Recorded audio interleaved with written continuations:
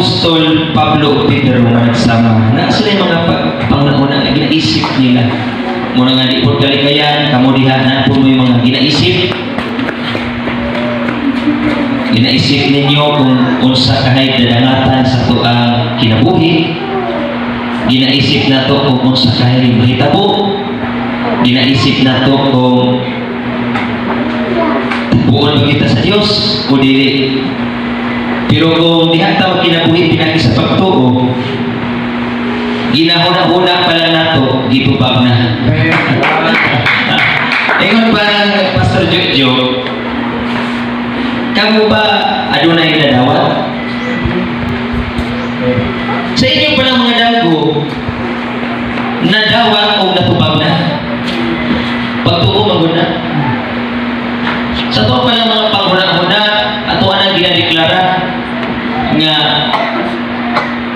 matuman o mahitabo yun ng atong mga damgo. Trophy. Kaya kita nagalakaw pinaagi sa pagtuo. Kaya kung naalagi ko tayo pagtuo to mga tawhana ng ibang agda ni Noe, kung ilakaw to sila pasulod sa pultahan na diabrihan sa Diyos sa kamagod kay lakaw sila sa walang pagtuo. Kung ilakaw lang sila pinaagi sa pagtuo, sa pagpamatuod, sa alagad sa Diyos, kung misunod lang sila unta sa ilang nadungog, dili sila anuron. Dapat mulakaw sila, trophy. Sulod tayo na iabot ang Diyos na mensahe para nato. Pero wala sa naglakaw, pinaagi sa pagtuo. So, muli, si Apostol Pablo, ingon pa niya, kawal naman si Apostol Pablo na naagi siya manawat sa ulan. Masalikon si Apostol Pablo na naagi nagpaabot sa unahan. Wala pa si Pablo nakaabot dito sa dapit pero giisip na niya na muat kung ay siya dito. Wala pa si Apostol Pablo sa langit pero sa ingon niya makikuban yung ko ni Kristo. Ha? Niya sugot mo si Apostol Pablo ray na ay pag-isip ni anak. Ingon pa niya dahil iisip ko nga ang mga pag-antos ni ining panahon na. Nag-antos na wala? Gisinati po ng Apostol Pablo. Kaniadto, gahapon o karon na atay mga pag-antos. Pero ngayon yan ang mga pag-antos, ayaw kabalaka kay na ay nagpaabot sa unahan. Sa karon na nag-antos ta. Pero sa unahan niya ani, paminawa ko si Apostol Pablo, dili tapos igagtandi sa himaya nga igapadayag raon niya. Kay Bradford lang? Sugat mo Bradford lang. Try ka na yung himaya. Nga igapadayag raon niya. Pwede unya ito. Pwede iguman ito panibahon. Pwede po unya kagabi o tulong ninyo. Inig padayag ra. Maturo niya ito pastor.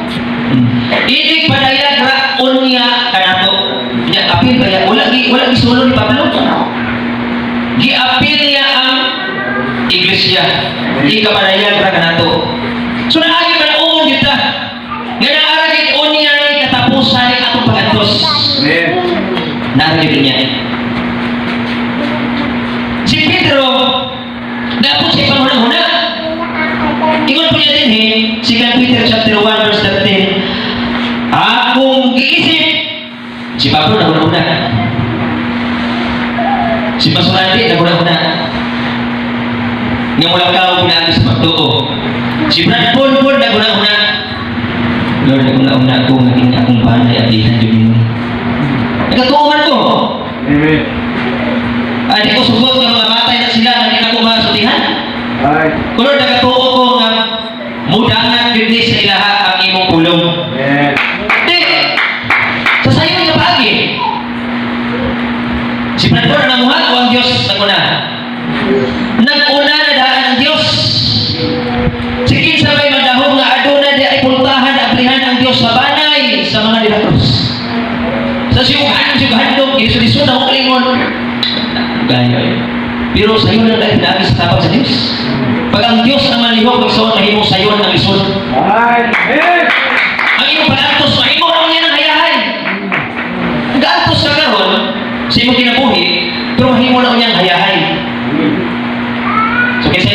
sa oyo magantos ang sataron.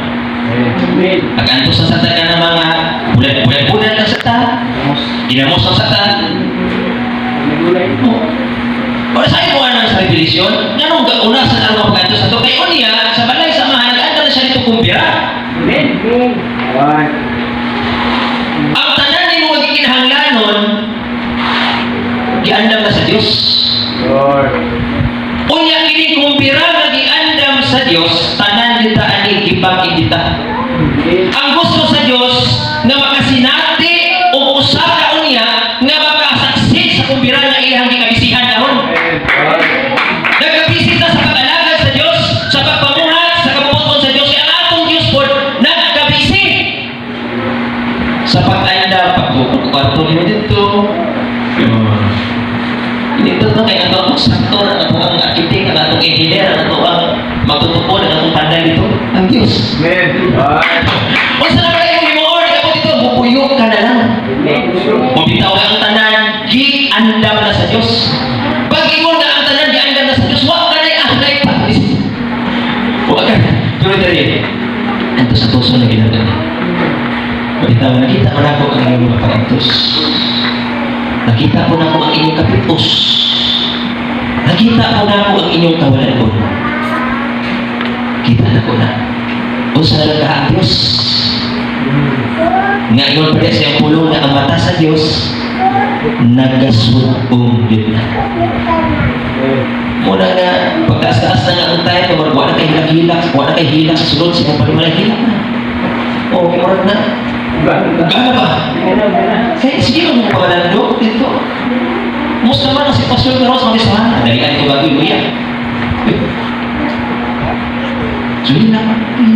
Agulo. Mo maglitambag i-price sa tuwago. Brad, kung sa nabi ako ni agulo, iya sa Diyos, daghan. Kung nag-aisip ng yuta. Samtang nagpaabot ta sa saad sa Diyos. Samtang nagpaabot ta unya sa himaya.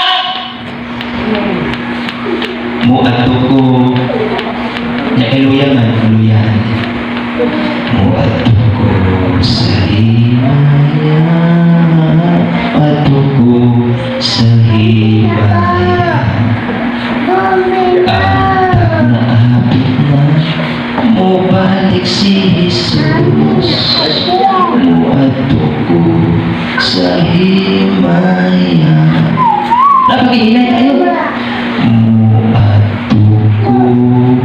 sa himaya. Dugay na tapos ba? Sububo na nagkanta. Dugay na tapos konklusyon. Oh, pero ang ina mong gawitan, haleluya. Muadto ko sa himaya. Muadto ko sa himaya. Sa iba tayo tatak na kaya pa. Huwag ito tungaman at mata na ta. Kini po kawanay ba? Ayan ito rin yung kawanay. Kini po kawanay. Grabe na yung pinapagod. Grabe na yung kawanay na ito.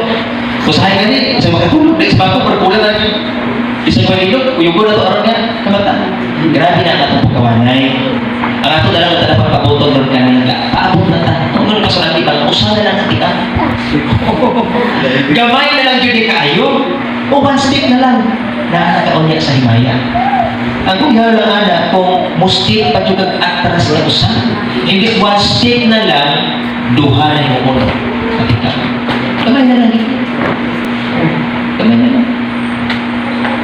Nindot pa ba ng maya na igsuon? Pagka nindot ka, kung tuan na ako, wala ba na dito? Pagka nindot ka, kung tuan na ako sa langit.